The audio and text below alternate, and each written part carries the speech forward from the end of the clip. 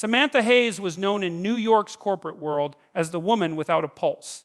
The media called her the Ice Queen of Manhattan. She built her billion-dollar tech empire from scratch, fired people without blinking, and never once mixed business with emotion. Her motto, feelings are a liability. She hadn't been on a real date in 5 years. She didn't have time, she didn't have interest, and frankly, she didn't have the heart. But when her best friend and assistant Claire begged her to go on one last blind date, promising it would be different this time, Samantha rolled her eyes, sighed, and muttered, "Fine.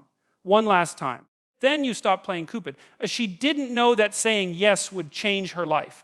That Friday night, she walked into a small family-owned Italian restaurant, her heels echoing like a countdown. She hated places like this. Too warm, too personal, too human. She scanned the room and spotted a man at a corner table, handsome, with kind eyes and slightly messy hair that screamed, "I don't own a calm." He stood up awkwardly when he saw her, almost knocking over his glass of water. "Hi, I'm Daniel," he said, smiling nervously. "You must be Samantha." She nodded politely, already deciding this was going to be a waste of time. His tie was slightly crooked. His jacket had a wrinkle, and there was something soft about him, not her type at all. Then, just as they sat down, a small voice interrupted. "Daddy, can I have more breadsticks?" A little girl, no more than 6, peeked out from behind the booth, clutching a stuffed rabbit. Daniel's face turned red. "Oh my God, I'm so sorry. My babysitter canceled last minute. I didn't want to reschedule again, and..." Samantha raised a brow. "You brought your daughter on a date," he winced. "Yeah, not my smoothest move, I know. This is Lily." The little girl waved shyly. "Hi, lady." And something strange happened. Samantha, who had stared down ruthless investors and arrogant billionaires without flinching, froze, because Lily's eyes reminded her of her own many years ago, before the world taught her not to feel. Dinner was awkward at first. Daniel tried to make small talk, fumbling between jokes and apologies. Samantha stayed stiff, answering in clipped sentences. But Lily, blissfully unaware, filled the silence. She talked about her favorite cartoons, her school, her daddy's burnt pancakes, and how she was saving coins in a jar to buy a puppy or a spaceship.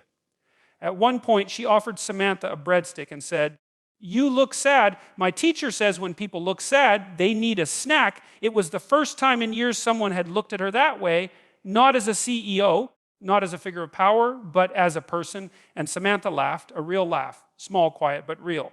2 after dinner, Daniel apologized again. "I'm really sorry. This wasn't fair to you. You probably expected something more normal." She looked at him for a long time. She said slowly, "This is the first time I've had dinner with someone who wasn't pretending to be perfect." He smiled softly. "Well, perfect's overrated. I'm just trying to be decent." There was something about the way he said it, humble, unguarded, that hit her like a punch to the chest. She'd spent years surrounded by people chasing success, power, money, but when was the last time she'd met someone chasing decency? Over the next few weeks, they saw each other again. Lily adored Samantha, insisting she come to her school play, drawing her little pictures that said, "Miss Samantha rocks."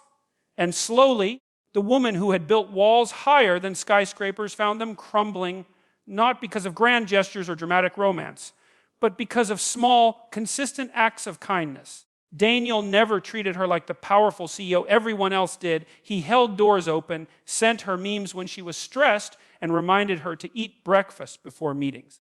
He didn't try to impress her. He tried to understand her. And that was new, terrifying, beautiful. But one night, when everything seemed perfect, Samantha panicked. She told Daniel she couldn't do this, that she wasn't built for softness, that she'd only end up hurting them both. He listened quietly, then said something she would never forget. "Maybe you're not scared of hurting me.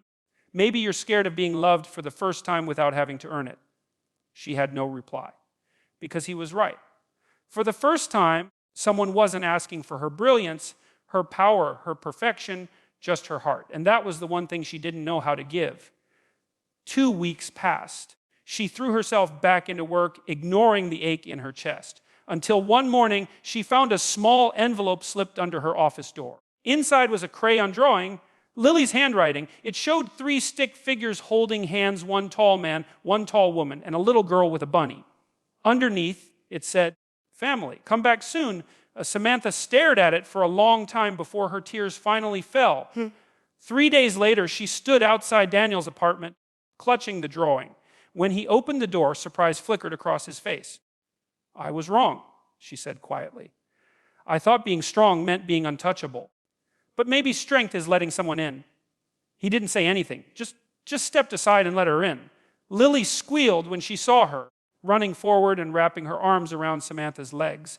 And in that small, messy apartment, surrounded by toys, laughter, and burnt pancakes, the Ice Queen of Manhattan melted for good. 2 months later, Samantha still ran her empire. She was still fierce, still sharp, but she'd changed. Her employees noticed she smiled more. She started a foundation to support single parents in tech. She even added a new quote to the company lobby, one she'd written herself.